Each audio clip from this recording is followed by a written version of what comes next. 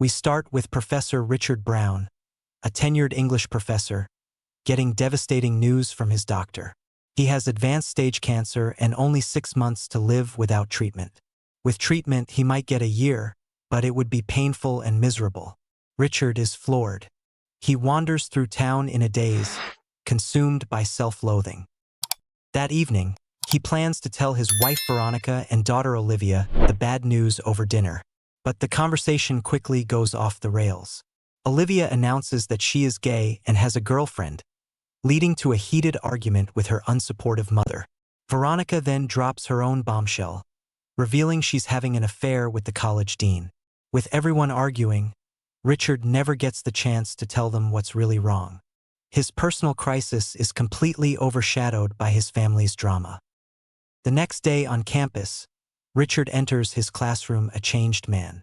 Reflecting his own mortality, he starts a tirade against living a boring, superficial life. He challenges his students, telling them to leave if they're only there for an easy grade. More than half the class walks out, leaving him with a small, dedicated group of students who are drawn to his new, brutally honest approach. Among them is Claire, the niece of the very dean his wife is having an affair with. Desperate for time, Richard goes to his department chairman and friend, Peter Matthew, and asks for an immediate sabbatical. When Peter tells him it's impossible, Richard finally breaks down and reveals his diagnosis.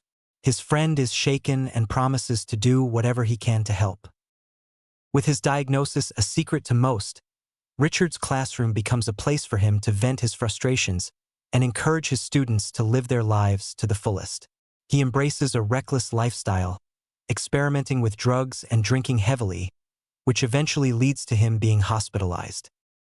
Amidst the chaos, he starts to find some genuine connection.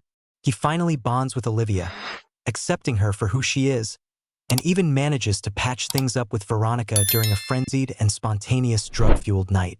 For the first time in a long time, Richard shows a warmth and vulnerability he couldn't express before. In the end, Richard decides against the aggressive chemotherapy, choosing quality of life over quantity. His sabbatical is finally approved, but he realizes he can't be a burden to his family as his cancer progresses. In a quiet, poignant final scene, he leaves a note and drives away from his home with his dog, choosing to take his final sabbatical on his own terms. He's embracing his last months by taking the less traveled path.